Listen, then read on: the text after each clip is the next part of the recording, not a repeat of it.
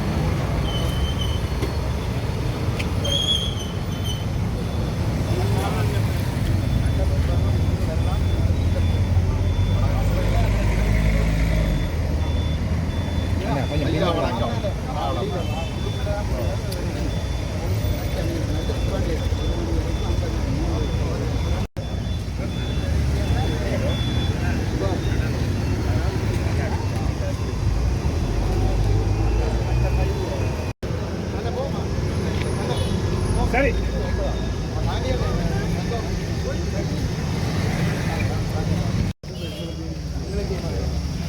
வெளியாக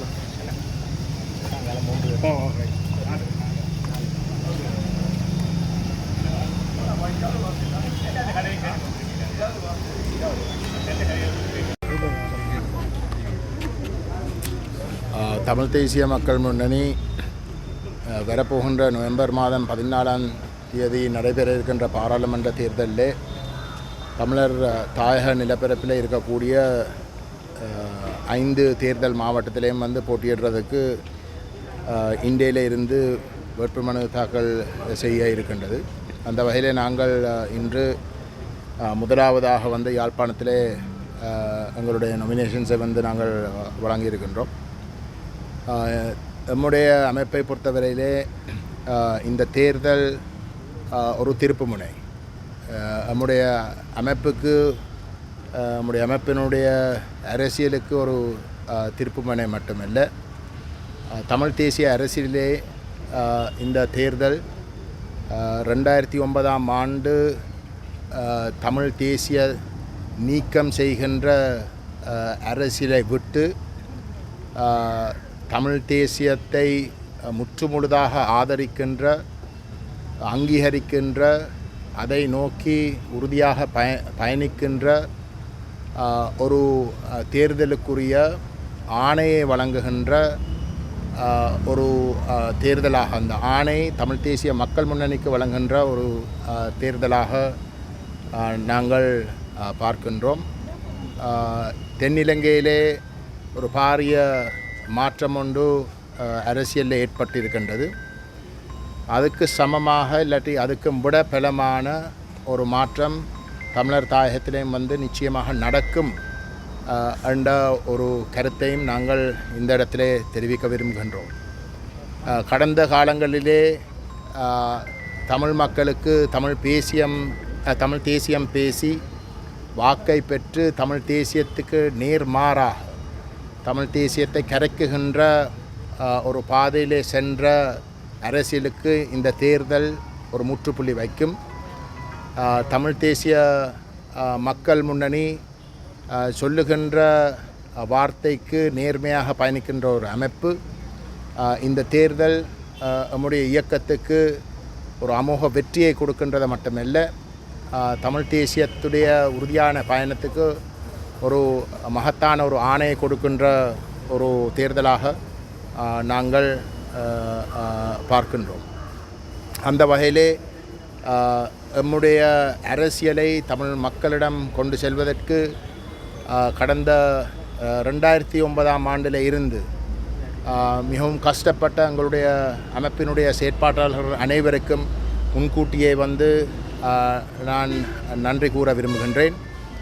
அத்தோடு பல சவால்கள் ஊடகங்களுக்கு இருந்த போதிலும் பல அழுத்தங்கள் ஊடகங்களுக்கு இருக்கக்கூடிய சந்தர்ப்பம் இருந்தும் எங்களுடைய நேர்மையான செய்தியை நம்முடைய மக்களுக்கு கடந்த 2009ஆம் ஆண்டில் இருந்து போர் முடிவடைந்த நாளில் இருந்து ஏதோ ஒரு வகையில் வந்து கொண்டு சேர்த்ததுக்கு ஊடகங்களுக்கும் வந்து எங்களுடைய நன்றிகளை நான் கூற விரும்புகின்றேன்.